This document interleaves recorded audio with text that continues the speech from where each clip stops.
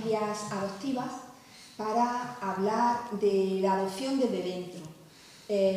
Hoy tenemos con nosotros a las autoras del libro Mariposas en el corazón, que pues han hecho un esfuerzo para venir desde distintos sitios y dejando muchas actividades para hablar sobre su experiencia en la adopción. 5 mamás adoptivas con experiencias diferentes y que recientemente han publicado un libro, Mariposas en el corazón, que es una delicia. Realidades de la adopción que nunca nos habían contado, que nunca habíamos leído. Con su experiencia, con su testimonio, queremos abrir pues el debate, queremos abrir el análisis de las personas que nos estáis siguiendo, que estáis formando parte de esta escuela de familia adoptiva, porque Mariposas en el corazón y la experiencia de ellas es un ejemplo claro y tangible de lo que quiere ser este proyecto. Quiere que la experiencia, el conocimiento y todo lo que hemos aprendido como familia adoptiva en nuestro proceso sirva de ayuda, de recurso y de estrategia para aquellas personas que estáis empezando o que ahora mismo os encontráis en una situación de dificultad que no sabéis muy bien cómo resolverla. Pues un ejemplo de lo que es la Escuela de Familia Adoptiva. Muchísimas gracias por estar aquí. Gracias a ti. Contarnos un poco el porqué de Mariposas en el corazón y vuestra visión sobre este tema. Bueno, pues el porqué de Mariposa en el corazón fue ante la necesidad de buscar y de dar a las familias adoptivas, a las que aún no lo son, y al entorno, a la escuela, a los profesionales, otra versión que hasta ahora no había. Hasta ahora había libros que leíamos y que lo que nos hacían era sentir pues peores madres porque era todo muy idílico, era todo maravilloso y es cierto que hay muchísimas cosas maravillosas, pero esto no es un camino de rosas y para llegar a formar una familia adoptiva se pasa por muchas...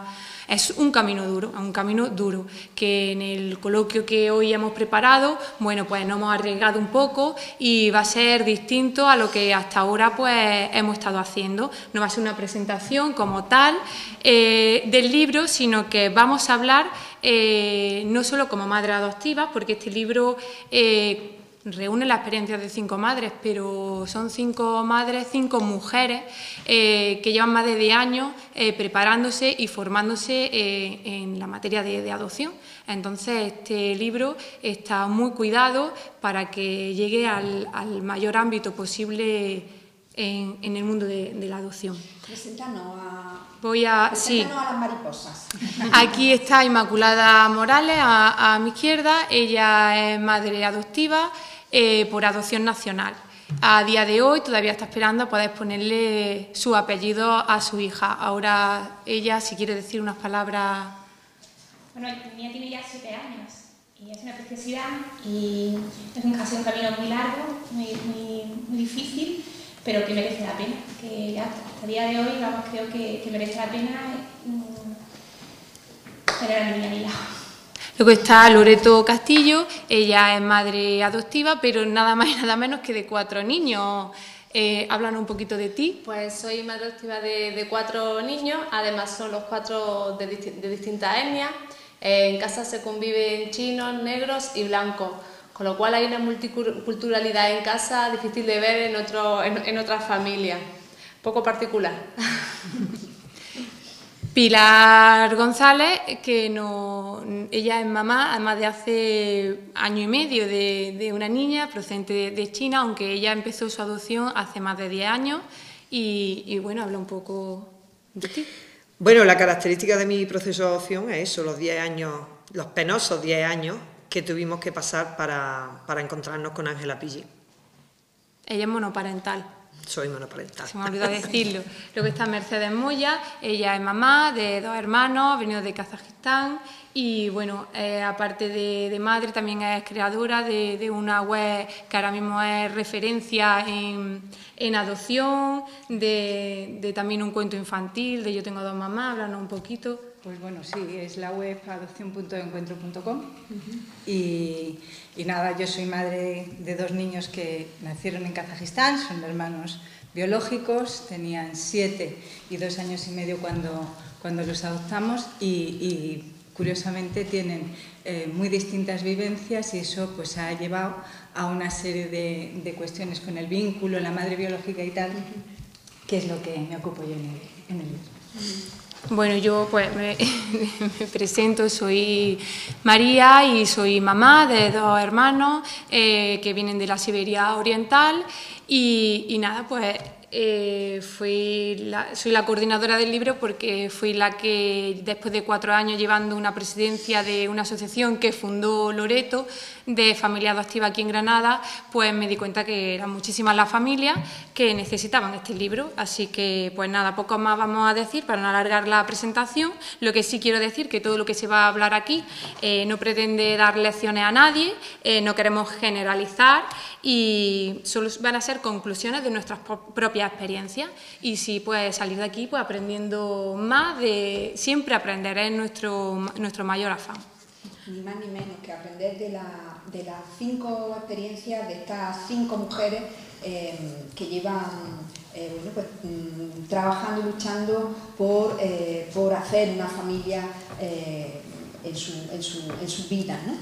Yo quiero empezar este coloquio, lo vamos a empezar lanzando una pregunta a mis compañeras: ¿cómo se han sentido ellas teniendo que desnudarse contando cosas tan íntimas en este libro? ¿Quién empieza? Empieza tú, Inma. Bueno, pues yo realmente un día mi niña me preguntó: mamá, ¿por qué me adoptaste tú para que fuese tu hijita?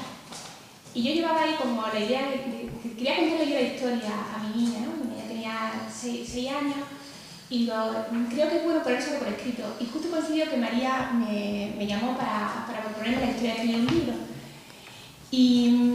Y al principio, claro, yo iba a contarle la historia en primera persona y me olvidé de que era para el público. No pensé que nadie iba a leer ese libro, sino yo pensé que iba a leerlo mi niña y yo, ¿no? Y entonces me abstraje un poco de los demás. Y cuando ya el libro estaba empezando a tomar forma, ya veía yo que ya iba a ser la presentación, ya vi el libro ya encuadernado, pues me di cuenta que sí, que estaba enfocado también a un público, que la gente lo iba a leer, ¿no? Y pensé que realmente contar mi historia iba a servir. Y ese fue un poco el motivo de no darme como pudor, porque realmente, hombre, hay cosas que realmente las he reservado para mi niña y para mí, ¿no? Son cosas íntimas de ella y yo, ¿no? Pero también contar esto sin un alma es como contar hechos sucedidos. Entonces no hubiera sido realmente, no hubiera tenido, yo creo, lo bonito que tiene este libro, ¿no? Que tiene alma. Entonces, el desnudarte, pues si realmente esto puede ayudar y el desnudarte un poco sirve para nuestro propósito, ¿no? De ayudar en el mundo de la adopción, yo me siento bien con lo que he contado. ¿Y cómo tu hija te hace esa pregunta y qué podemos transmitir a otras mamás que reciban esas preguntas de su hijo? Yo creo que ¿Cómo hay que hablarle a una niña que te pregunta así tan abiertamente de por qué me adoptaste? Yo creo que todo naturalidad. Es decir, yo creo que lo importante es que ella, el día a día, que ella vaya sintiéndose, que no vas a de repente a decirle: Ana, es que tú eres adoptada. No, tenía 2 añitos y tenía una caja, entonces ella tenía ahí su recuerdo de que se lo dio su mamá la acogida. Entonces, yo a veces sí que hacía con ella el trabajo de cogerle tus patucos, el baberito, y poquito a poco a veces lo hacíamos como juego. Entonces ella decía: ring, ring, que te llamo de un pueblo, ¿no? De Lunares, y que hay aquí una niñita que vengas a adoptarla. Y entonces yo colgaba el teléfono y otra vez volvía a llamar y decía: ring, ring, que le traigáis juguetes. Entonces, eso ha sido como un juego entre ella y yo, y entonces siempre decía: mamá, vamos a jugar a lo de la niña adoptada, que yo soy la niña adoptada. Entonces, eso se establece en una serie de juegos, ella lo va asimilando y ya te va haciendo preguntas cada vez con más entidad. Claro, de todas maneras sí que quiero yo aportar que nosotros le hablamos a nuestros hijos de que son adoptados y de la adopción desde el minuto cero, desde que están aquí. Ellos tienen a su alcance pues, los vídeos, las fotos, hablamos del viaje, de cómo fue allí. Pero nuestros hijos, sobre todo los pequeños, porque yo tengo los dos casos, tengo la niña que tenía memoria con 7 años cuando vino y el pequeñín con 2 años y medio, pese a que son hermanos biológicos, no tiene nada que ver una vivencia con la otra. Y el pequeño, fíjate si sabe que es adoptado, que yo trabajo en la web de adopción y siempre tengo cosas por medio, hablamos y tal, pero hasta que su hermana en una conversación normal, pues casi 2 años y pico, después de estar aquí, no le dijo que yo era su segunda mamá, él no cayó en la cuenta de lo que significaba ser adoptado. Entonces ellos manejan esas palabras, pero vacías de significado. Entonces hay que hablar con ellos, yo pienso, desde mi punto de vista, pues de una manera muy natural, pero no confiando en que ellos saben, porque él le contaba a todo el mundo que él no había estado en mi barriga. Y eso era más pequeñito. Y de repente, él... cuando le dijeron que ya había tenido otra mamá, su hermano le dijo, no, si hemos tenido otra mamá, ya está nuestra hermana. Le hizo el clic, madurativamente fue cuando dijo, anda, ¿esto qué es? ¿Esto qué significa? Y no nos evitó el sufrimiento del darse cuenta de lo que significa el estar adoptado. Muy interesante lo que planteas. Porque lo que eso me parece muy importante, porque un día estábamos cenando y además suelen hacerlo cuando menos te lo esperas, que no es que esté preparado o vayamos a preparar la conversación. Ni lo veas venir. Ni lo ves venir. Un día estábamos cenando y de repente la veo que estaba llorando, que eso ha sido hace poco, que creo que es bueno el proceso madurativo que tú dices, y de repente la veo llorando y digo, Ana, ¿por qué lloras? Y de repente me dice, mamá, es que tengo pena de no conocer a mi mamá que me tuvo en la barriguita. Y me impactó que fuese a destiempo, yo no me lo esperaba, estaba poniendo la cena, pero a mí al verla llorar me gustó porque ya se supone que está ya madurándolo, que ya no es un juego, ya es algo que me parece muy bueno lo que dice de madurar. Algo real. ¿Lorito? Pues yo de la pregunta que nos ha hecho María de lo que ha supuesto escribir esto para nosotras, ¿no? Cuando uno inicia el proceso de adopción, pues lo inicia con la misma incertidumbre como cuando uno se plantea ser madre, y de hecho no lo conseguimos de manera biológica. Entonces hay muchas cosas del proceso de adopción que yo callé y que no conté ni siquiera a mis allegados ni a mis familiares. De hecho, ellos prácticamente conocieron la historia de la adopción de que yo estaba embarcada en este mundo, pues casi cuando iba a adoptar a mi hija. No antes ni nada, porque temía otra vez el fracaso. Entonces, claro, contar por escrito todas estas vivencias fue un poco desnudar tu alma y contar secretos que ni los más conocidos sabían. Y entonces decía, bueno, cuando se enteren de esto y cuando se enteren de lo otro, pero ha sido terapéutico y bastante reparador, la verdad, lo reconozco. Ha sido difícil, pero ha merecido la pena el resultado. Bueno, por mi parte, yo creo que era una necesidad. Yo me planteaba seriamente, además había gente que me decía, tú tenías que contar los 10 años que tú has pasado, eso tenías que contarlo tú en algún sitio. Pero por otro lado me daba mucho miedo, porque contarlo era revivirlo. Y entonces me daba pues pánico. Cuando María me llamó y me propuso la idea, dije, pues sí, vamos, ya no me lo pensé. Dijo, pues ya me lanzo a la piscina. La piscina lleva ahí mucho tiempo, pero ya me lanzo. Así que a mí no me ha costado ningún trabajo, porque creo que lo necesitaba. Hombre, no me ha costado ningún trabajo, lo he padecido, porque era volver a revivir muchas cuestiones.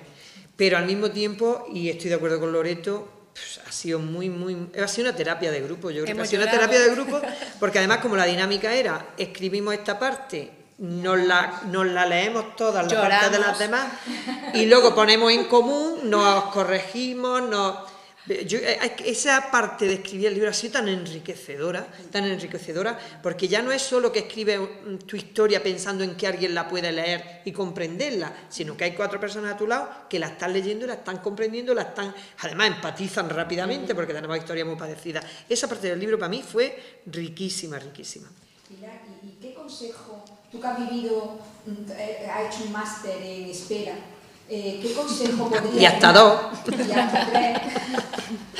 ¿Qué consejo podría darle a las familias que están ahora mismo pues en esa fase, ¿no? Que la espera desespera, qué se puede hacer, qué cosas te pueden ayudar, puedes pensar, en fin, Hay una parte de toda la espera que tú no controlas. O sea, el proceso de adopción, el momento en que tú te dicen que eres idónea, lleva tu expediente al país donde vas a adoptar, o si es nacional, tú ya no eres absolutamente nadie en tu proceso. Nadie. O sea, ya contigo pueden hacer lo que quieran. Te vapulean, a mí me han hecho de todo, de absolutamente todo. Y tú no puedes nada más que llamar y pedir información. Y las explicaciones que te dan, pues tú, pues las aceptas porque no hay otras. Aunque las pongan mucho en duda. Entonces, ¿yo qué le aconsejo a la gente? Pues lo que yo me decía a mí misma. Paciencia, paciencia, porque el motivo lo vale. Vale que yo me sacrifique y tenga esta paciencia, porque no puedo hacer otra cosa. O sea, pensar en el final, ¿no? Claro, yo sé que valía la pena, porque al final lo que ibas a tener es un niño que te necesitaba, lo ibas a tener contigo. De tantos niños como hay en el mundo que necesitan una familia, pues iba a haber uno que necesitaba una familia y yo se la iba a dar. Entonces, ese final merecía la pena que yo me colmara de paciencia, que me colmara, porque no podía hacer otra cosa, no podía hacer absolutamente nada. Pedí información y esperar, porque además la información te decía, tranquila, tienes que esperar. O sea, que no había más información que era esa. No te daban explicación de qué estaba pasando en España, qué estaba pasando con tu expediente en el otro país, nada. Muchas veces recibían mucha más información a través de Internet que a través de la propia ECAI, por ejemplo, ¿no? Porque las ECAI muchas veces son muy herméticas, porque yo sé que muchas veces no quieren crear expectativas, porque las cosas pueden cambiar en un momento. Entonces yo hasta cierto punto lo entiendo. Pero bueno, el consuelo era buscarnos en Internet las familias que estábamos esperando y consolarnos mutuamente. Sí, sí. Compartir con otras que están en la misma situación. Sí, sí. Bueno, al hilo de lo de compartir, yo también era de las que estaban por todos los medios de Internet buscando foros y tal. Y la verdad es que yo de aquella época me acuerdo que lo que más claro teníamos nosotros es que íbamos a ser las únicas madres de nuestros hijos. Estábamos muy equivocadas, porque nuestros hijos tienen 2 madres, pero eso lo sabemos ahora. Y yo me acuerdo que intercambiábamos frases como: madre es la que cuida, madre es la que ejerce, madre es la que se apunta. Madre no hay más que madre una. No hay nada más que una. Eso lo teníamos todas tatuadísimas. Eso lo han criado así. Y poco a poco, con el tiempo, te vas dando cuenta y dices, madre mía, aquellos foros que tanto nos ayudaron y nos acompañaron, qué equivocadas y cómo veíamos la adopción desde la otra orilla. Que es que yo digo que la adopción, la preadopción y la posadopción son caminos completamente distintos. Ahora lo vamos a ir viendo conforme vayamos avanzando. Yo quería aprovechar para preguntarle a María, aparte de María nos va a informar de cómo lo pasó ella escribiendo el libro. Comenzar directamente ya entrando en situación. ¿Cómo te sentiste durante el proceso de fertilidad? ¿Qué significó para ti esa frustración y cómo llegaste a plantearte el camino de la adopción? Pues eso es uno de los... Esa parte, a todas te respondería que es fatal. Es una frustración tremenda y es una de las heridas que al escribir el libro tuve que abrir, tanto yo como mis compañeras, porque te hace abrir heridas y te encuentras sola para cerrarlas. Tú empiezas a escribir y no sabes con lo que te vas a encontrar.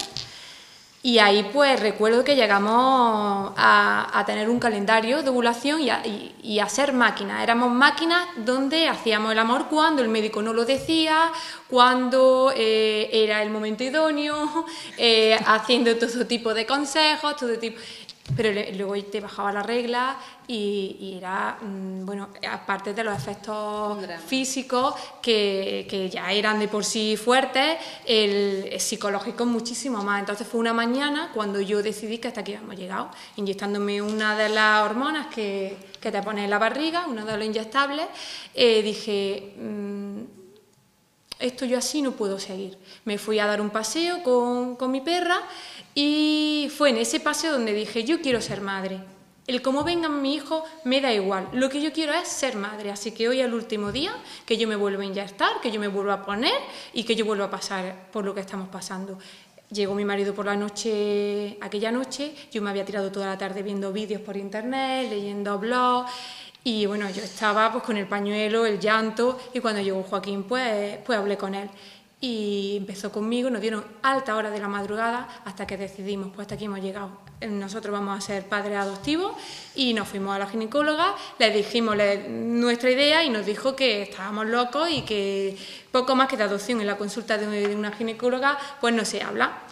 Y a partir de ahí pues a mí me faltaba un mes para cumplir los 25 años, pero eso no nos detuvo porque la peculiaridad de mi historia es la juventud nuestra.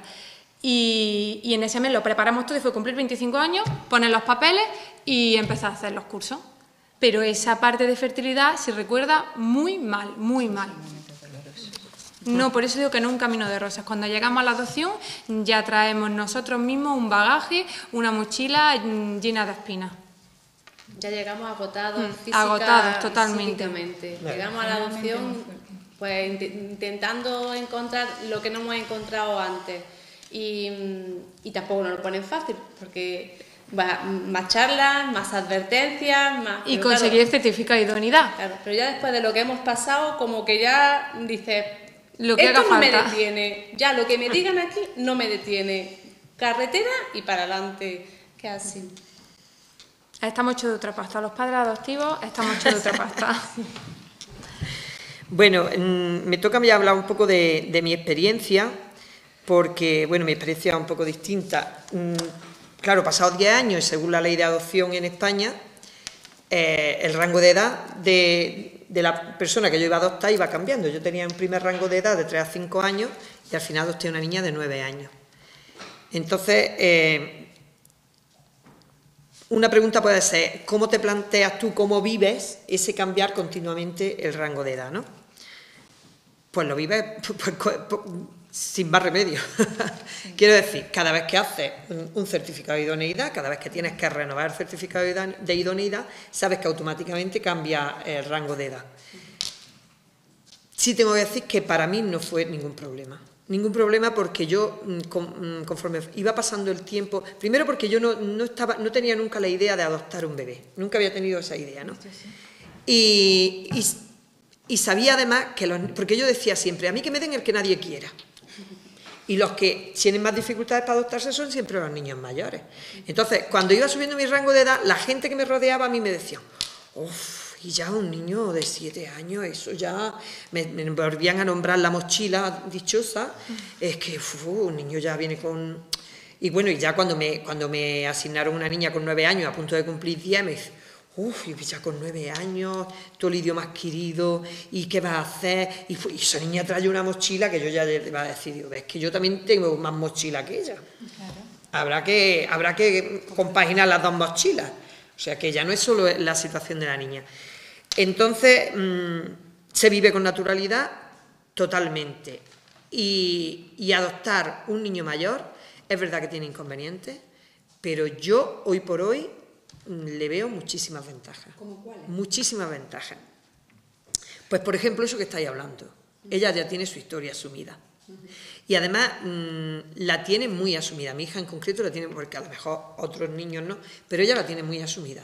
Ella no lo habla con todo el mundo, pero sí cuenta con naturalidad cuando la abandonaron, y ella cuando la abandonaron tenía 5 años. O sea, sabía perfectamente que su madre la estaba abandonando. Sabía perfectamente las razones por las que la estaba abandonando. Eso ya es una ventaja. Ella sabe que es una hija adoptada. Con lo cual la adopción, que cuando tenéis un bebé pequeño tienes que plantearte, yo estoy de acuerdo con Isma, que hay que vivirlo con naturalidad, que a los hijos adoptivos se les cuenta el tema de la adopción con la misma naturalidad con un hijo biológico, se le habla de, pues cuando tú estabas en mi barriga, pues tu embarazo fue muy malo, estuve todo el tiempo vomitando, pues del proceso de adopción hay que hablarles desde el primer instante con la misma naturalidad, porque al fin y al cabo la adopción es otro camino para llegar a ser padre, simplemente un camino distinto. Pero mi hija, cuando llega, yo no tenemos que entrar en esa conversación. Yo lo único que sí me planteo es hasta qué punto yo tengo que interrogarla. Entonces, Muchas veces ella entra en temas y yo aprovecho y le lanzo una pregunta, pero si la ve incómoda, pues dejo el tema. Entonces ella poco a poco sí se va abriendo y va contando de su vida personal antes de que su madre la abandonara, porque esa parte nunca la había tocado. Entonces, eso ya es una ventaja, una niña que ya se sabe expresar, una niña que piensa y sabe lo que ha pasado en su vida y es capaz de ponerle nombre a los sentimientos.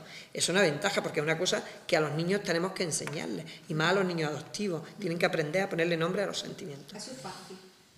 Eso es fácil, pues esa adaptación, ese conocimiento mutuo, esa convivencia. Pues, mira, el otro día tuvimos una conversación, en principio no, en principio ella, desde el primer momento me llama mamá. O sea, ella estaba muy convencida, yo era su madre. O sea, viene de España una señora que va a ser mi mamá. Entonces, desde el primer momento me dice mamá.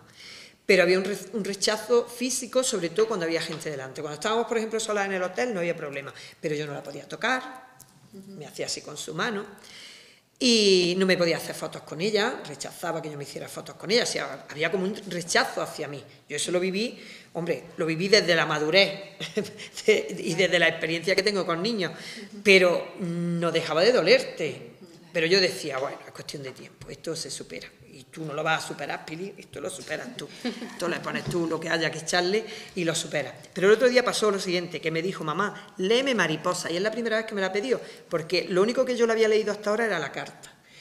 Y me dijo, mamá, léeme Mariposa. Y cuando yo empecé a leer la primera parte, cuando ella estábamos en China, me decía, mamá, no me gusta tu mano, por ejemplo, ¿no?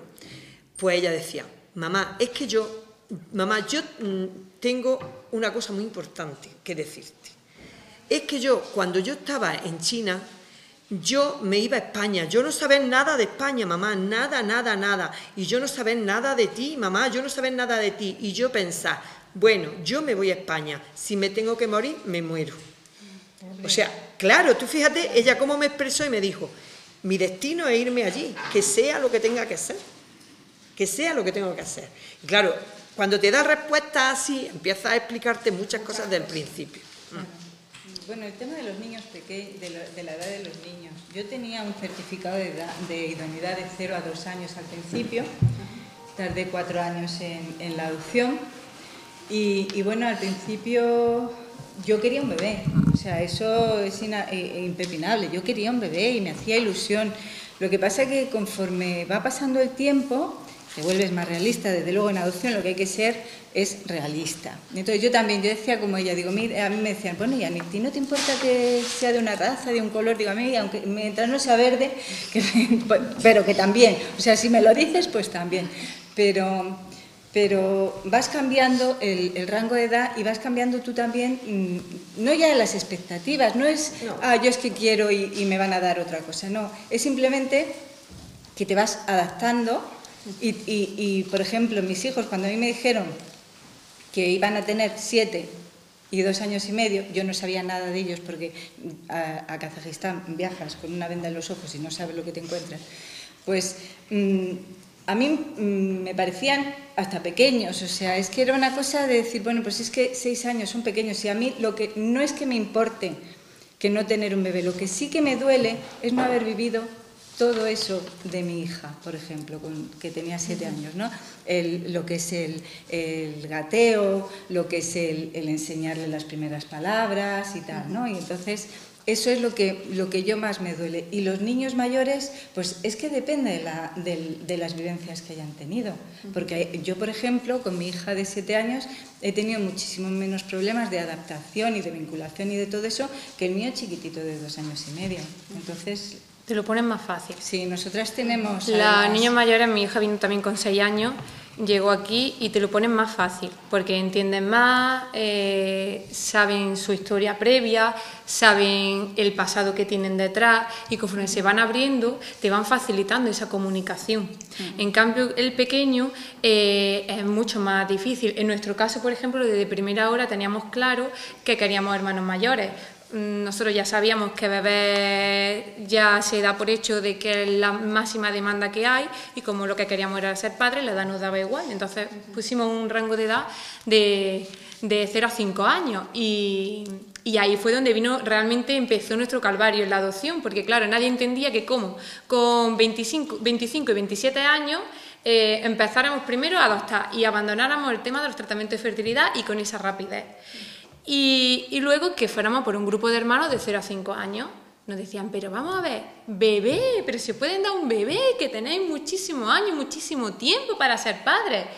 Pero nosotros teníamos clarísimo que ya que íbamos a por uno, que por qué no a por dos, si podíamos, en nuestra casa la teníamos, nosotros queríamos, nos sentíamos preparados y tanto en los cursos, en las charlas, como luego en la valoración de idoneidad, demostramos que éramos capaces de ser padres de un grupo de hermanos de 0 a 5, pero no nos lo pusieron fácil, esa es la verdad, pero por la edad. Pero sí que adoptar niños mayores tiene una parte más complicada, pero otra que es bastante más fácil trabajar con ellos. Mi hijo llegaron a casa con 7, 9 y 11 años. Y yo recuerdo los primeros meses, muchos meses, que su padre y yo nos sentábamos en la cama y entonces los acunábamos. Mi marido es mallorquín y cantaba una nana en mallorquín súper bonita, y entonces los niños le decían, papá, cántanos en mallorquín. Entonces los cogíamos y los acunábamos. El grande tenía 11 años, además era grande. Y además, en las primeras semanas se chupaban el dedo y entonces dijeron un día, es que nunca hemos tenido chupete. Y entonces, claro, fuimos un día al supermercado y vieron los chupetes y decían, nunca hemos tenido chupete. Digo, ¿queréis un chupete? Y tuvimos el santo valor de comprarle a cada uno un chupete. Entonces la imagen por la noche era 3 pedazos de niños con su chupete, que además encantado con su chupete, y cantándole una nana. Digo, quien nos ve, parece que estamos chalados. Sí, es verdad, pero es que pero yo creo además sí, que ellos vivan, tienen, sí, exacto, porque eso no lo han vivido, no lo han tenido y necesitan cubrir eso que le ha faltado. Claro. Entonces ese retroceso a nosotros nos pasó lo mismo con el biberón, incluso con el pequeño, darle de mamar. Ya ves tú, ¿qué leche me iba a salir? Nada. Pero recuerdo que él se dormía, estábamos un día en la playa, cuando cogió y me dijo, mamá, quiero que me des pecho, porque lo veía a mi hermana que tenía el bebé, claro, y estuve un tiempo dándole el pecho, que no salía nada, pero a él lo tranquilizaba, él lo dormía.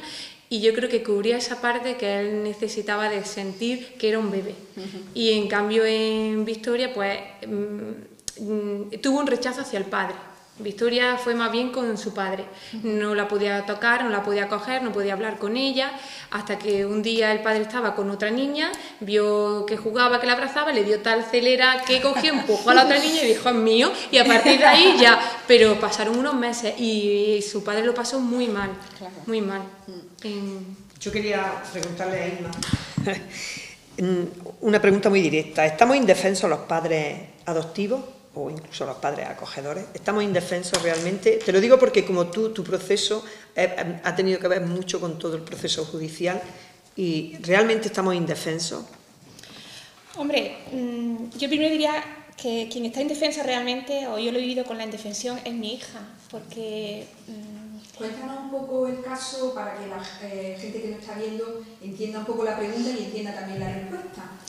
Pues nosotros iniciamos los trámites de adopción nacional y nos dieron, aquí en nacional existe la preadopción, es decir, no te dan adopción como ha pasado a vosotros, que vosotros vais a ese país y directamente os venís con vuestro niño, pero ya adopción plena. Aquí en nacional no, aquí hay primero un proceso de una preadopción, un acogimiento preadoptivo. Entonces, nosotros queríamos adopción y nos dieron una niña en adopción, pero primero con acogimiento preadoptivo. Nos dijeron que las cosas eran muy fáciles y que en pocos meses se iba a formalizar la adopción.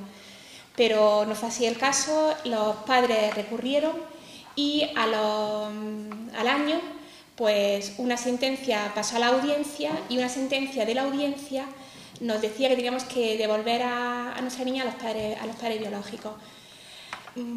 Nosotros creíamos que si ellos lo pedían es porque estaban capacitados, es decir, que a mí el dolor mío, es decir, mi indefensión de decir, oye, me quitan a mi niña, creo que como adultos, y como decía antes Mercedes, hay dos mamás, es decir, eso lo tienes asumido.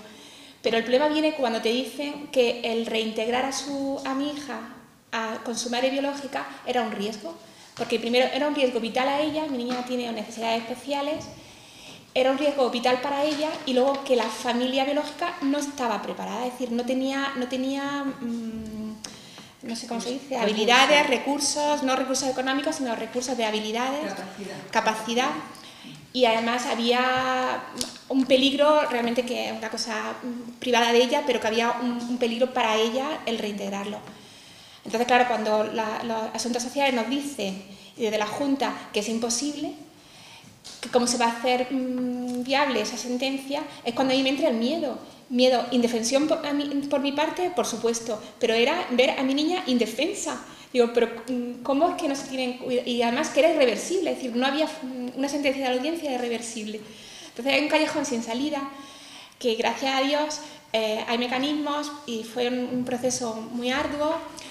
Luego sí que la audiencia revocó, es decir, a través de los padres, bueno, pasamos hasta lo peor, que fue pasar por entregarle a los padres biológicos, es decir, que ya había que integrar a los padres biológicos, y fue cuando los padres biológicos dijeron que no, que ellos no estaban capacitados. Y entonces decíamos, ¿pero por qué la habéis solicitado a través de una abogada? Nos tiramos con esto 2 años con esa incertidumbre. Ellos renunciaron y la audiencia revocó y se quedaba con nosotros, pero se quedaba con nosotros de una forma, no con adopción, sino, no sabemos. Bueno, que ha sido un poco un proceso así muy arduo. De hecho, ayer me impresionó cuando llamé otra vez para preguntar que cómo iba, porque ya me iniciado otra vez el proceso de adopción, y cuál es mi sorpresa que me dicen que desde el 23 de octubre está otra vez en la audiencia. Digo, ¿cómo? Pero si los padres ya habían renunciado, lo habían hecho por escrito, ¿cómo es que está otra vez en la audiencia? Está en la audiencia para que ya los padres no tengan capacidad ya, no se les pregunte más. Si realmente han decidido, ¿por qué se tiene que seguir preguntando? Entonces, indefensión, yo creo que hay indefensión desde el mismo momento en que la vía administrativa y la vía judicial tienen caminos divergentes. Cuando no hay una unidad, es decir, cuando no se sientan en la mesa, es decir, si hay un desamparo, como pasa fuera en adopción internacional, indefensión es cuando desde hay una adopción, hay un desamparo por vía administrativa y no hay una vía judicial que ampare ese desamparo, ¿no? que vaya al unísono, porque en el momento que hay divergencia y un juez luego pueda no sé, estimar otra serie de cosas que no ha ido de la mano a un día a día, es cuando yo creo que hay indefensión, porque ya tienes 2 vías abiertas. Por una parte, lo que te dice asuntos sociales, la vía administrativa, y por otra parte, la vía judicial. Y por otra parte, los padres que siempre siempre se les pregunta, siempre tienen el derecho. Es decir, después de 7 años siempre no la han visto. Ana nació prematura, se quedó en un hospital, nació prematura y se quedó allí en el hospital. Estuvo 2 meses en el hospital, sin visita, sin nada. ¿Y cómo es posible que desde entonces, que no ha tenido contacto con los padres, se siga preguntando siempre? Yo creo que no es lo más frecuente, pero sí que es verdad que cuando hay algunas dificultades, no cabe menos que preguntarnos de verdad si el interés del menor es el que está guiando las actuaciones del sistema judicial, ¿no? Yo creo que hay cosas que revisar y cosas que mejorar. En nuestro caso estuvimos 5 años para poder conseguir la adopción. Sí. Niños mayores que en teoría no pueden utilizar, o sea, tendrían que haber estado utilizando sus apellidos de origen, no lo hicieron porque intentamos, asumiendo todas las consecuencias, que en todos sitios figuraran sus apellidos que iban a ser para toda la vida, nuestros apellidos, pero eso no era fácil. En el colegio, en los partidos de fútbol, su carnet de identidad tenía su apellido biológico, y eso es en un niño mayor que está además en un proceso de reconstrucción de su identidad. Claro. Eso es terrible, ¿no? 5 años. Es que se prima muchísimo más lo biológico que lo adoptivo, pero hasta lo que dice ella, hasta ya situaciones que claman al cielo porque son 7 años que no han visto a la niña y le siguen preguntando si quieren hacerse cargo de esa niña.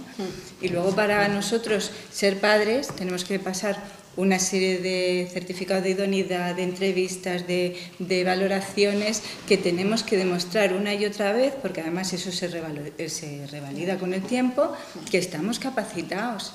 Y hay muchos padres que se quedan en las puertas, que seguramente pues serán por por lo que sea, pero ¿y los biológicos? ¿Y tanto niño que no termina de darse en adopción en España, que van creciendo porque los padres no renuncian a esa paternidad que no asumen?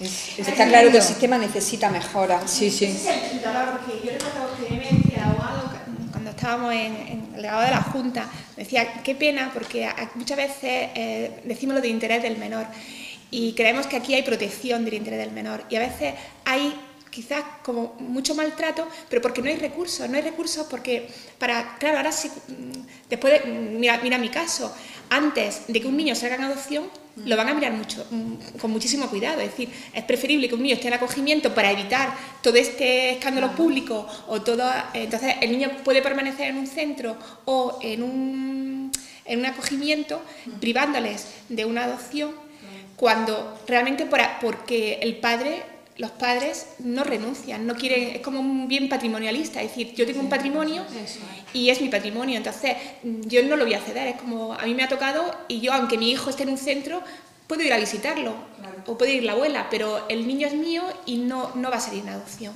Y esa es la pena o lo que nos encontramos ahora mismo. Claro, porque la ley se lo permite además. Esto está claro que tiene que revisarse porque hay muchos niños en centros de acogida, porque hay muchos niños que se hacen mayores y porque la vida y el futuro de esos hijos, de esos niños, bueno, pues es responsabilidad de la sociedad y está claro que no le estamos ofreciendo el mejor futuro ni el mejor presente, ¿no?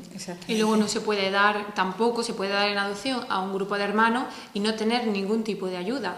Porque adoptar hermanos ya con ciertas edades, pienso que la Junta debería de poner, bueno, hablo aquí en Andalucía porque es lo que más conozco, pero vamos, en general, debe de poner ayuda a las familias adoptivas. No es fácil encontrarte con unos hijos de ciertas edades y los padres desbordados, porque además somos padres de golpe y porrazo y no tenemos ningún tipo de ayuda ni de asesoramiento, nos lo tenemos que buscar nosotros, en nuestro caso, porque años previos a ser padres y madres adoptivos nos estuvimos preparando en cursos, en máster, en formaciones, en ir, en hablar, en asistir, incluso en montar, en fundar una asociación, en llevarla. Pero no todos los padres tienen esa oportunidad, o esa capacidad o ese tiempo también de poder formarse de esa manera.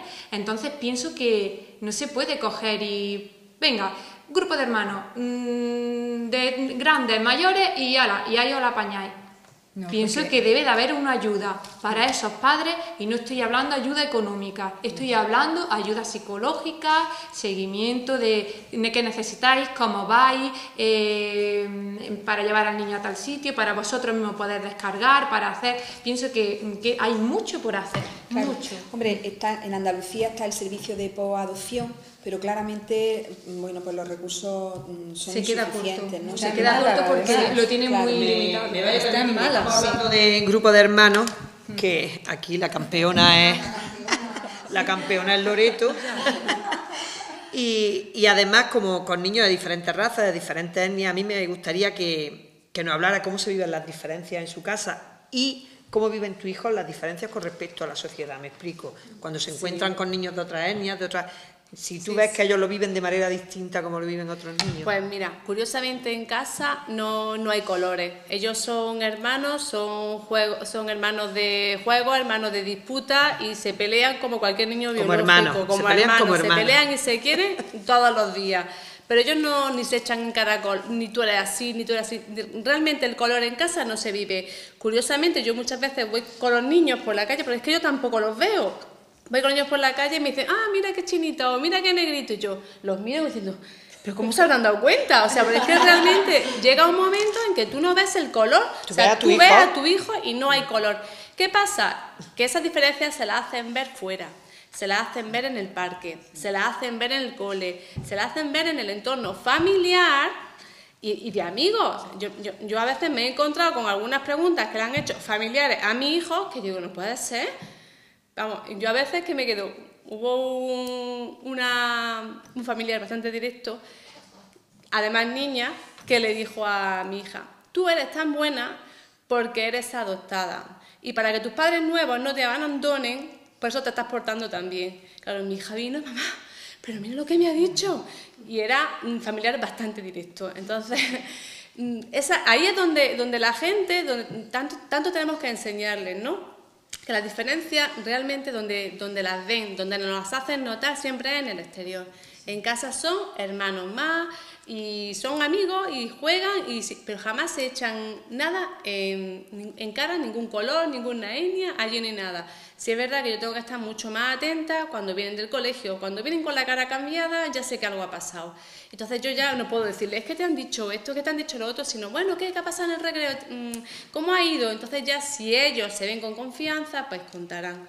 No cuentan todo porque suelen callarse, pero que sí cuentan, no tan a menudo como me gustaría, pero sí que cuentan. Sí que cuentan, sí. A mí hace poco mi hijo vino a casa y después de estar 5 años con los mismos compañeros, 2 de sus compañeras le dijeron que yo era su madre falsa. Y se quedaban tan pancho y mi hijo no lo contó así, oye mamá, hoy me has dicho tal y tal, que tú eres mi madre falsa. Justo de eso, así, de sopera, dice, bueno, ¿y tú qué le has dicho? Dice, pues ¿qué le voy a decir? Que no, que yo tengo 2 madres, que una no me pudo cuidar, que tú eres la que me cuida y que cómo vas a ser falsa, es que yo soy un niño falso. Digo, Dios de mi vida, menos mal que lo tiene claro. Pero es que en la escuela y lo del racismo lo mismo. Yo hubo una época que le tuve que enseñar a mi hijo a decir, no soy kazajo, no soy chino, soy kazajo, pero los chinos son muy majos. Porque lo llamaban chino en plan despectivo. Y entonces no quería que la palabra chino para él significara un insulto. Pero ¿cuántas conversaciones hay detrás de todo eso, ¿no? Para que tu niño sea capaz de hablar, de reaccionar y de argumentar de esa manera, ¿no? Sí, no, vamos, y desde que se enteró de lo de la segunda madre, que es de donde arranca todo, y desde que pudimos hacer que volviera a retomar su tranquilidad y lo entendiera todo y asumiera y asumiera yo también, que nos podía querer a las 2, porque eso no solo lo asume el niño, la primera que tiene que asumir, ¿verdad?, que hay otra madre con la que tienes que compartir su corazón, somos nosotras. Entonces, bueno, pues todo eso lo vas aprendiendo y lo vas aprendiendo cuando tu hijo, por ejemplo, te dice, bueno, mamá, y él no ha visto en su vida a su madre, no sabía ni que existía, mamá, que sepas que yo la quiero, ¿eh? Y que yo también la quiero y que la perdono. Y entonces dices tú, bueno, y si esta criatura la quiere y la perdona, ¿quién soy yo para juzgarla? Si yo no sé ni de sus circunstancias personales, ni de las del país, ni de nada, porque yo era una de las que estaba muy enfadada con la madre de mis hijos, iba a decir con la hija de mi madre, con la madre de mis hijos, porque le echaba mucho la culpa de todo lo que ha pasado. Y bueno, vamos a ver, no podemos desculpabilizar, pero tampoco podemos señalar con el dedo porque no sabemos realmente qué ha pasado, qué le ha llevado a esa persona a privarse de 2 hijos, de 2 personas tan maravillosas como son mis hijos. Y en tu experiencia y en vuestra experiencia, el darle un lugar a la madre biológica y poder hablar con naturalidad, incluso hablar sin eso, pues sin culpabilizar y sin connotaciones negativas, ¿eso en vuestra experiencia ha sido bueno para vuestro hijo? Es que no queda otra. Es que no queda otra. O sea, la amenaza tiene que llegar a un momento que te des cuenta que es mucho más amenazante el que tú la sientas a ella como una amenaza y se lo transmitas a tus hijos, es mucho más amenazante que la amenaza en sí, que es que un día se conozcan, que quieran conocerla, pues es que yo no querría conocerla. Entonces, pues todo eso es un camino que te tienes que trabajar, pero que no queda otro, o sea, no hay competencia, no puede haber competencia. No somos amigas, no somos compañeras, pero hay que entender que pasó algo por lo que estos niños están aquí. Y desde luego es que no le puedes ni siquiera hacer ver a tus hijos que tienes un encono con esa persona, porque los niños son esponjas y los notan. Cualquier persona tiene que asumir su historia personal, cualquiera de nosotros tiene que asumir su historia personal, y ellos, pues como una persona más. Lo que pasa es que en momentos determinados son historias muy duras, entonces bueno, pero para eso están ahí sus padres adoptivos, que son los que van a ver por qué camino, por qué vereda se toma, para que ellos lo vivan y lo asuman de manera natural. Mi hija dice que ella no tiene madre en China, porque la abandonó y esa no es su madre. Y yo soy consciente de que mi hija tiene que reconciliarse con su madre biológica. Eso ella lo va a tener que hacer en algún momento. Y algunas veces lo tiene que hacer porque ella tiene que asumir su historia personal. Y ella no puede renegar de su madre, porque tú no puedes renegar de tu madre biológica, porque es tu madre, punto. Claro. punto. Y eso a mí no me quita mi papel de madre con ella, ni yo me siento absolutamente para nada que deje de ser menos madre, para nada, en absoluto. Lo que pasa es que algunas veces nuestros hijos nos plantean preguntas que tienen difícil contestación o ninguna. Y entonces lo único que puedes hacer es, pues no lo sé, acompañarlos y estar ahí, simplemente porque si hay muchas cosas que una no entiende, ¿cómo las va a entender ese niño o cómo las va a explicar? Pero no te queda otra que acompañar y ya está. Una cosa, eso es muy importante, eso que tú estás diciendo, cuando no tienes respuesta. Porque cuando no tienes respuesta, a ellos se sienten mucho más inseguros. Claro. Entonces casi hay que devolver, hasta que tú tengas la respuesta, tienes que intentar devolverle la pregunta para ver un poco qué está pasando por su mente, ¿no? Entonces cuando ellos te lanzan una pregunta, tú le dices, pues, ¿tú qué piensas? Y le devuelven la pregunta. ¿Hasta dónde? ¿Entiendes? ¿Tú qué piensas? Porque muchas veces la respuesta, cuando ellos te dicen lo que les está pasando por la cabeza, te dan pistas a ti para ver un poco por dónde tienes que encauzar. Claro. Entonces, es muy peligroso cuando te hacen una pregunta y el decir, pues no lo sé. ¿Entiendes? Porque en momentos determinados después de... Entonces, eso a mí me vale. Yo le lanzo la pregunta a ella otra vez. Y entonces ella empieza a darme pistas de realmente qué es lo que se está planteando ella. Entonces yo ya sé el tema que estamos tratando en ese momento. Mira, hay una cuestión que quiero que se trate, y además me gustaría que lo hiciera María, que es el tema de la escuela, porque ella tiene una experiencia muy concreta. Hemos estado hablando a raíz del tema del racismo y de los 4 hijos de Loreto. La socialización en los centros educativos, hoy por hoy, bajo mi punto de vista, y hablo como maestra, deja muchísimo que desear. Deja muchísimo que desear. Nos hemos imbuido tanto con el currículum puro y duro que hemos olvidado lo más esencial de la escuela, que es la convivencia. Yo a mis alumnos les digo, a la escuela se viene a aprender a pensar y a convivir. Y tanta importancia tiene una cosa como la otra. Y en las escuelas estamos padeciendo ahora mucho una vuelta atrás increíble en volver a la escuela tradicional del currículum puro y duro, trabajar nada más que todo el tema memorístico y hacer trabajos individuales, aunque hay otra parte de la escuela que está batallando muchísimo por metodologías cooperativas y modelos de escuelas inclusivas. Entonces, María es verdad que tiene una experiencia muy reciente y muy vivida. Entonces, lo que yo sí quería es que nos dijera cuáles son sus miedos actuales con respecto a la escuela. Bueno, actualmente mis miedos han... A ver, yo he conocido las dos partes. He estado durante 5 años sufriendo en carne propia, viendo a mi hijo sufrir frustraciones, baja autoestima, durante 5 años, en que se dice pronto, en la escuela. Lo tuve que cambiar irremediablemente. El año pasado me recorrí varios colegios hasta que di con el que veía que se iban a tratar las necesidades de mi hijo. Y cuando hablo de necesidades, yo no quiero generalizar, pero estos niños traen unas necesidades especiales que la escuela debe de estar atenta y alerta para saber tratar, pero no solamente la de estos niños, sino la de todos los niños en general, porque en nuestra sociedad necesitamos escuelas con modelos inclusivos, donde prime la equidad, que no es lo mismo que igualdad. ¿Con esto qué quiero decir? Pues que en la escuela no puede haber niños ni listos ni tontos, ni superdotados, ni el que no vale con déficit. Porque empezamos a estigmatizar, empezamos a poner etiquetas que lo que estamos haciendo es educarlos en valores nada favorecedores para ellos. Y entre los propios padres empezar a decirle a la maestra, mira, es que mi niño superdotado me lo has puesto con el que tiene déficit de atención y no quiero que tal. No, es que a lo mejor tu hijo, el que han etiquetado de superdotado, a lo mejor se beneficia, aprende mucho más del que ponen de hiperactivo y de déficit, de todas las etiquetas que se quiera poner, que el hiperactivo del superdotado. Entonces, ¿qué quiero decir con eso? Que hay que intentar hacer un entorno en el que los niños aprendan que unos con otros se pueden enriquecer.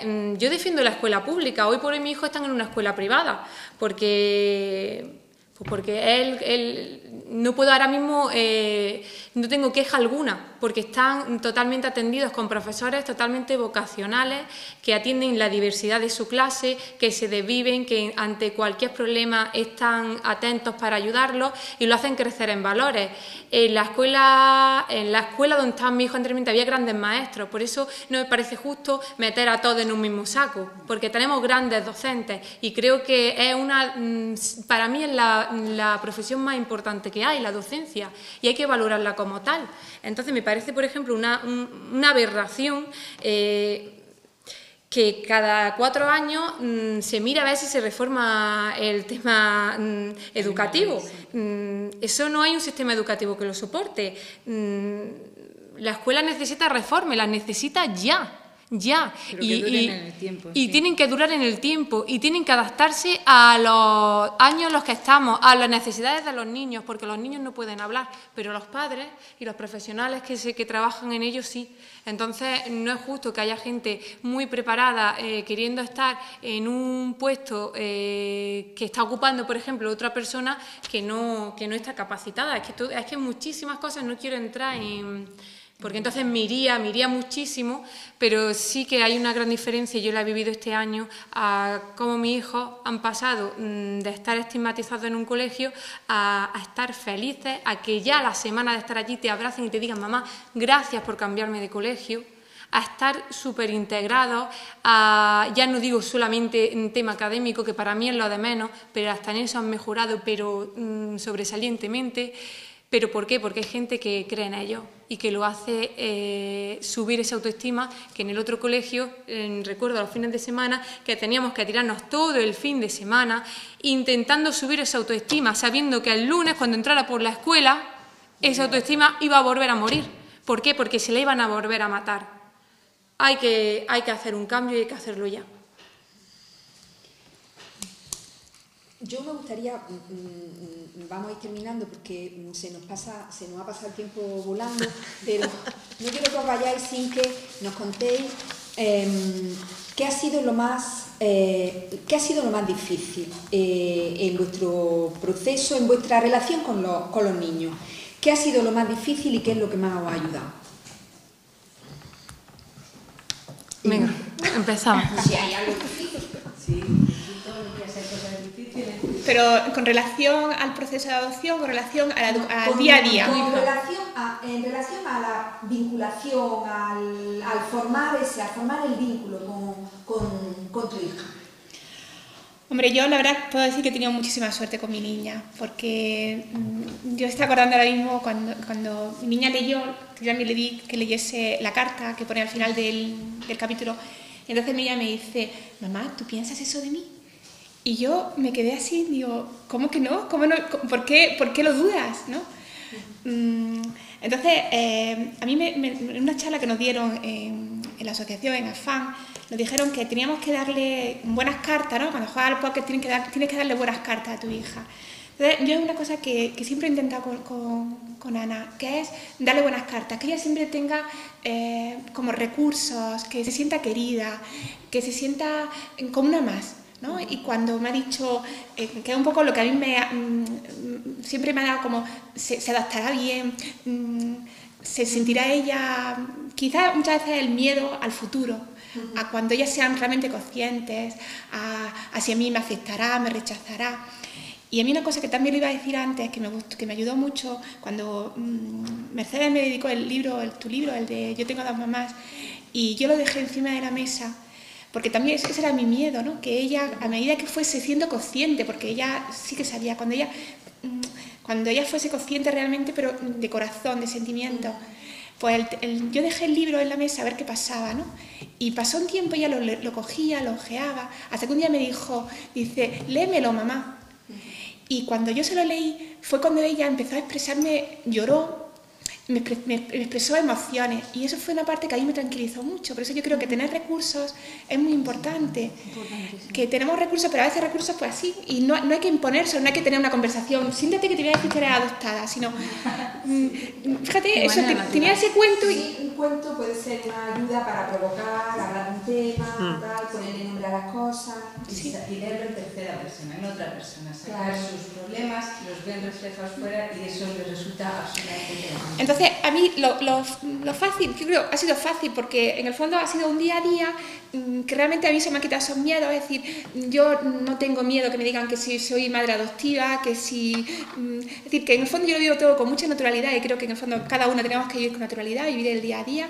Y luego, el despejar lo que pasa en el futuro, también yo ahí he aprendido que en el futuro no es nuestro, que no nos pertenece y que ya vendrá. Entonces, cuando vives el momento y vas viviendo que hoy tiene un problemilla, que no sé cuánto, pues a esto me enfrento, ¿no? Y ayer se le decía, teníamos tutoría en el colegio, y que si tiene ahora problemas, que digo, yo tengo que, digo, con estos bueyes tengo que arar, digo, aunque suene un poquillo, digo, pero no crearme falsas expectativas, es decir, yo tengo esto, ¿no? Estos instrumentos, pues utilizar, no sé, que no nos creamos problemas realmente cuando en el día a día puede ir solucionándolos. Entonces, muy importante, a mí me parece muy importante lo que estabas comentando, ¿no? Primero, tener recursos, decías que los cuentos, yo tengo 2 mamás y otros cuentos que hay, libros, las películas, en Adopción Punto de Encuentro nos recomendáis películas. Todos los viernes, sí, con José Ignacio Díaz Carvajal. Entonces, bueno, es una oportunidad también para poder hablar con ellos de temas, ¿no?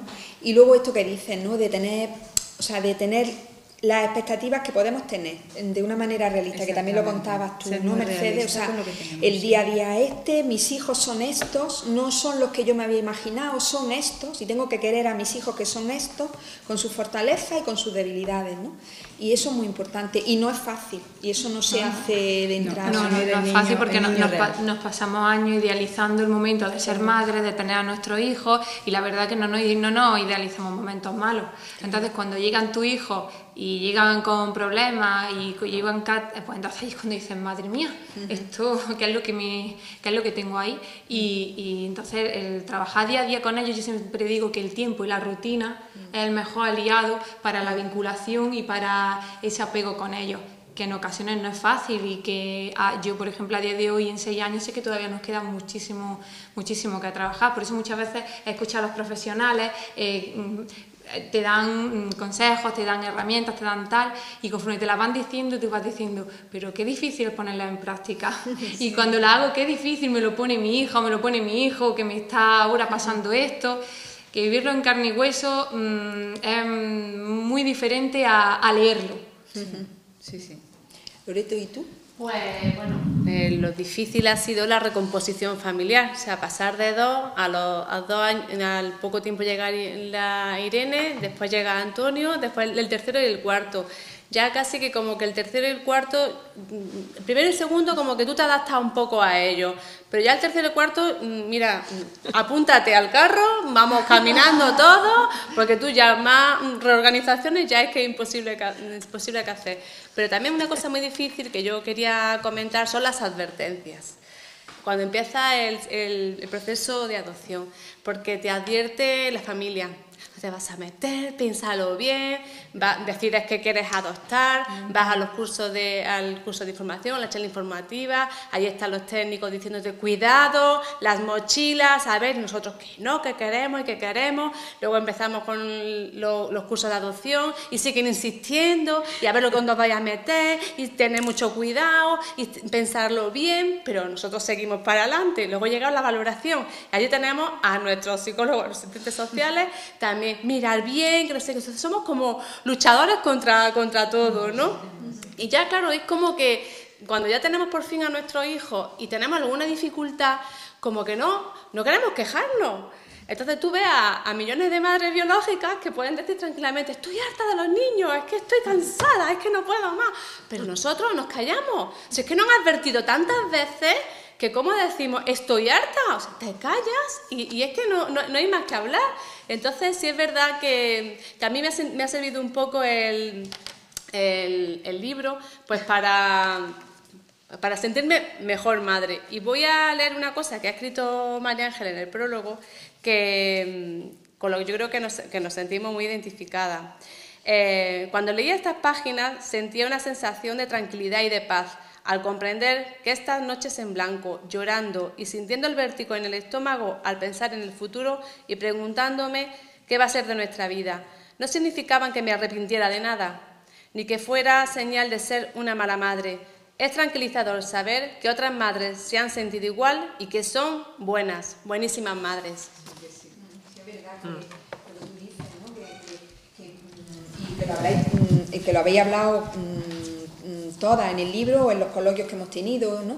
Pues eso, la sensación de vértigo, de decir que el cansancio, tú hablabas de la depresión posadopción, ¿no? Que cuesta tanto, o sea, que también se siente, se sufre, y sin embargo que no nos atrevemos a manifestar, pues porque el reconocimiento social que hay con respecto al nacimiento biológico y a la depresión posparto biológica, pues no existe en el ámbito de la adopción. Es que tú, ¿no? tienes tu niño aquí y eso es lo que estás buscando desde hace 10 años. ¿A qué te quejas? Claro. Ya no puedes quejarte.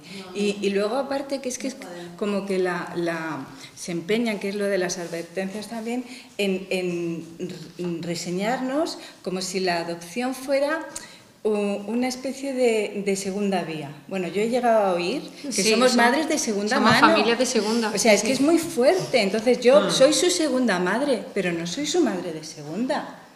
Entonces, no soy su única madre, pero soy su madre verdadera.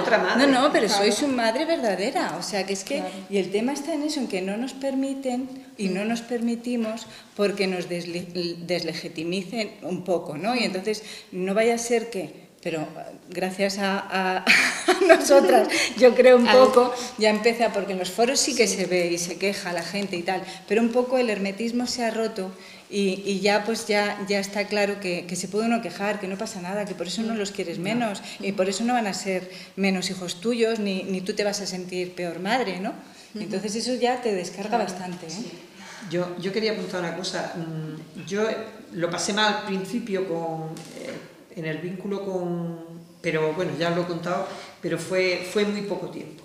La verdad es que la madurez de mi hija a mí me asombra por momentos, me asombra por días, pero yo he llorado muchas veces y he llorado siempre por causa de la madre biológica.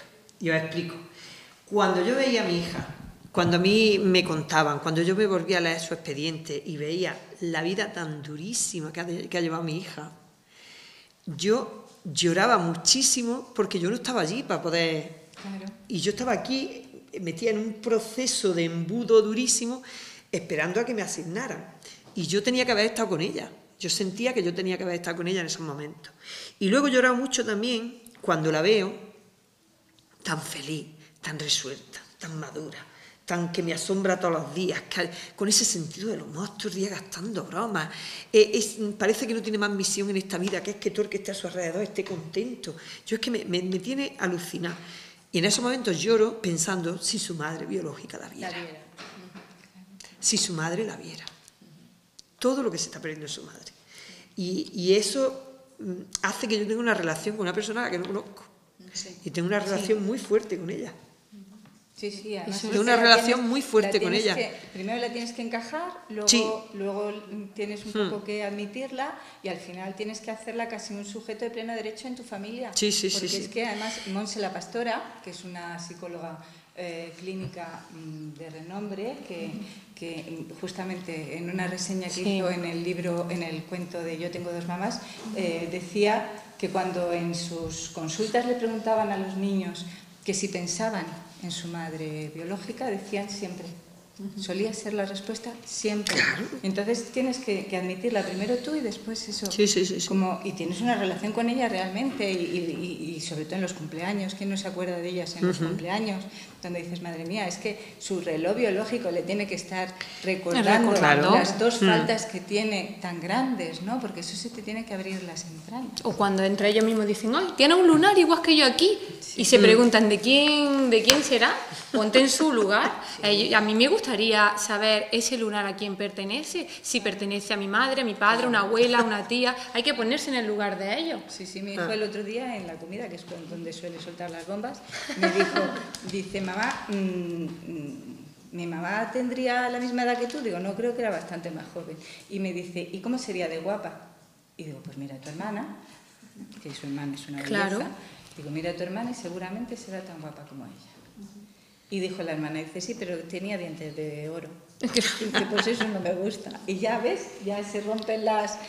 Y me acuerdo que cuando nosotros fuimos a conocer a Diana, lo primero que nos hizo como los cabellicos, mirarnos los dientes. Y fue el otro día cuando mi hija me miraba la piel y luego me decía que su madre tenía muchas pecas, muchos lunares en la cara, y me tocaba la piel y, sí. Y ya luego me lo... Oye, ¿y un consejo para cuidar la pareja?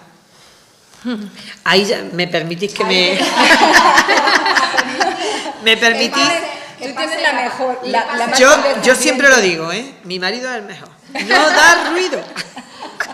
Pues yo creo que uno de los mayores consejos para la pareja es intentar, aparte de que esto te une, por lo menos los que somos más que separarnos nos une, pero pasamos por momentos en los que no sabemos por dónde tirar.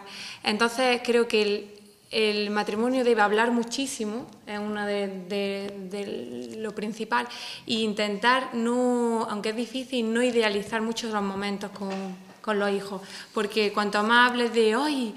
Y qué bonito, que no, hay que intentar ser más realistas y hay que intentar, una vez que ya, sobre todo cuando llegan los niños y ya te enfrentas a la dura realidad, estar a una los dos, estar a una y hablar muchísimo, y si hay un problema, consultarlo el uno con el otro, y sobre todo no dejar sola a una de las dos partes, porque esto desgasta muchísimo este proceso, y cuando te encuentras con tu hijo, como todo recaiga en una sola persona, al final acaban separándose. O sea, para mí mi consejo es estar muy unidos y muy compenetrados. Yo creo que la implicación, es más, yo he redescubierto a Eduardo en la relación con los niños, porque se implica muchísimo. Él es el que los lleva al médico.